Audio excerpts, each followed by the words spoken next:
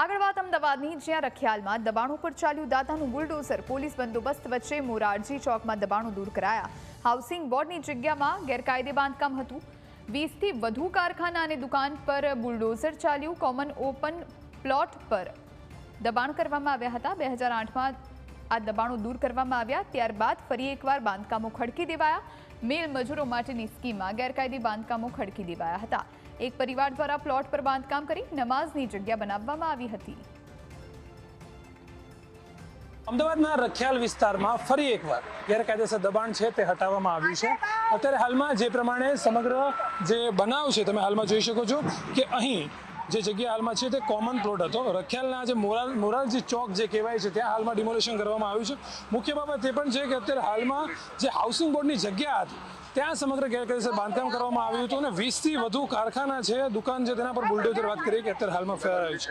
મુખ્ય અત્યારે બાબત તે પણ જોવામાં આવી છે કે અહીંયા હાલમાં 2008માં ડિમોલિશન કરવા છતાં ફરી એકવાર અહીંયા ગેરકાયદેસર બાંધકામ છે તેને ઊભું કરવામાં આવ્યું હતું. અને બીજી એક વાત કે પરિવાર દ્વારા અહીંયા નમાઝ માટેની જે જગ્યા છે તેને પણ અહીંયા ઊભી કરવામાં આવી હતી. આપણી સાથે અત્યારે લીગલ કમિટી ચેરમેન પ્રકાશ ગુર્જર છે, તેમની સાથે વાત કરીશું અને વધારે વિગત જરાક જાણીશું. સાહેબ, કઈ રીતનું આ બાંધકામ કરવામાં આવ્યું હતું? એકવાર બાંધકામ હટાવ્યા બાદ ફરીથી એકવાર અહીંયા કરી દેવામાં આવ્યું હતું. અહીંયા પહેલાં પણ ડિમોલિશન કરવામાં આવ્યું હતું, પરંતુ ફરીવાર ગેરકાયદેસર રીતે 25 એકમો અહીંયા કમર્શિયલ એકમો ઊભા કરવામાં આવ્યા હતા. ખોટી રીતે આ 3 કોમન પ્લોટ છે ગુજરાત હાઉસિંગ બોર્ડના. આસપાસમાં રહેતા 5008 મકાનો આ 3 કોમન પ્લોટની પાસે આવેલા છે. એ 5008 મકાનની અંદર વસતા રહીશોના સદુપયોગ માટે એમના બેસવા ઉઠવા માટેની આ જગ્યા હતી, કોમન પ્લોટ હતી. એની અંદર આ 25 એકમો બનાવવામાં આવ્યા હતા, જેને આજરોજ દૂર કરવામાં આવ્યા છે. અને અગાઉ જે રીતે દૂર કર્યા પછી ગેરકાયદેસર બાંધકામ ઊભા થયા એ બાબતને ધ્યાનમાં રાખીને આ જગ્યામાં કોર્પોરેશન અને ગુજરાત હાઉસિંગ બોર્ડ દ્વારા સંયુક્ત રીતે આ આખી જગ્યાને દિવાલ કરીને સુરક્ષિત કરવાનું કામ પણ સાથે સાથે કરવામાં આવે એ પ્રકારની અમારી રજૂઆત છે અને એ કામ પણ શરૂ કરવામાં આવશે. સવાલ અત્યારે એક એ બી ઊભો થાય છે કે 2008માં એકવાર ડિમોલિશન કર્યા બાદ ફરીથી એકવાર આ બનાવ્યું હતું, કોર્પોરેશન નજર પડી હતી ખરી કે પછી આ ફરીવાર એકવાર તોડવામાં આવશે કે કોઈ પણ જાતની નોટિસ આપવામાં આવી હતી એવું કંઈ? ચોક્કસપણે ગુજરાત હાઉસિંગ બોર્ડે નોટિસો નિયમિત રીતે આપી છે. ડ્યુ પ્રોસેસ ઓફ લો છે એ ફોલો પણ કર્યું છે, પરંતુ ગુજરાત હાઉસિંગ બોર્ડ પાસે એસ્ટેટ વિભાગનો અભાવ હશે એના કારણે કદાચ આ બાંધકામો થઈ ગયા હશે.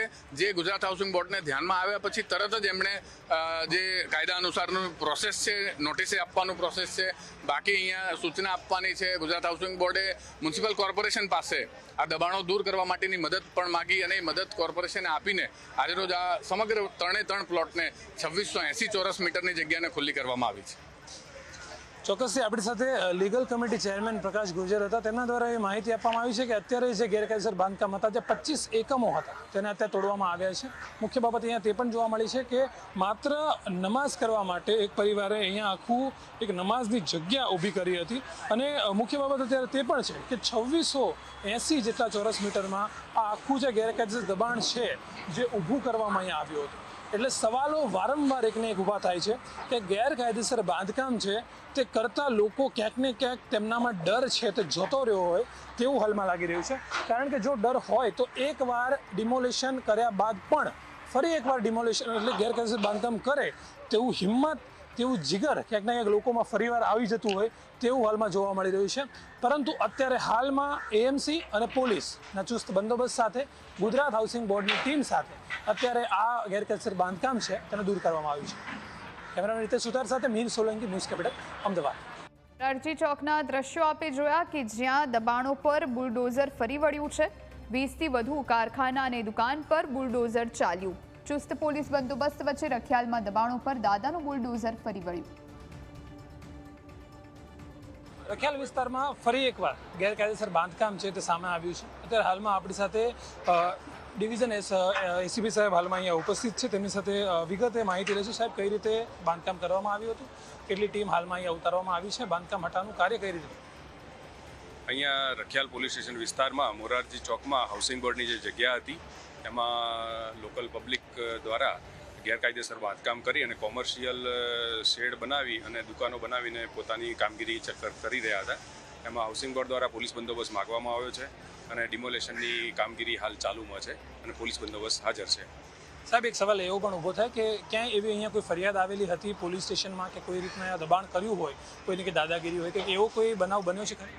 ના એવો કોઈ બનાવ બન્યો નથી, પણ હાઉસિંગ બોર્ડ દ્વારા એમને જે કે લીગલી પ્રોસેસ હોય કરી અને પછી લો એન્ડ ઓર્ડર જળવાઈ રહે અને ડિમોલેશનની કામગીરી થાય એ માટે બંદોબસ્ત માગેલો છે. કેટલી ટીમ સાહેબ ઉતરી હશે અત્યારે કઈ? અત્યારે પોલીસના 385 પોલીસ માણસો છે, અન્ય પીએસઆઈ, પીઆઈ અને એસીપી કક્ષાના અધિકારી છે અને ડિમોલેશનની કામગીરી શાંતિથી હાલ ચાલી રહી છે. ચોક્કસથી આપણી સાથે એસીપી સાહેબ હતા, તેમના દ્વારા એ માહિતી આપવામાં આવી છે કે 350થી વધુ પોલીસ જવાનો છે તે હાલમાં અહીંયા ઉપસ્થિત છે અને સાથે જ જે સમગ્ર દબાણનું કાર્ય હતું, જે ગેરકાયદેસર દબાણ હટાવવાનું કાર્ય હતું તે અત્યારે હાલમાં અહીંયા શાંતિપૂર્વક રીતે ચાલી રહ્યું છે. કેમેરામેન રીતે સુતાર સાથે મિહિર સોલંકી, ન્યૂઝ કેપિટલ, અમદાવાદ.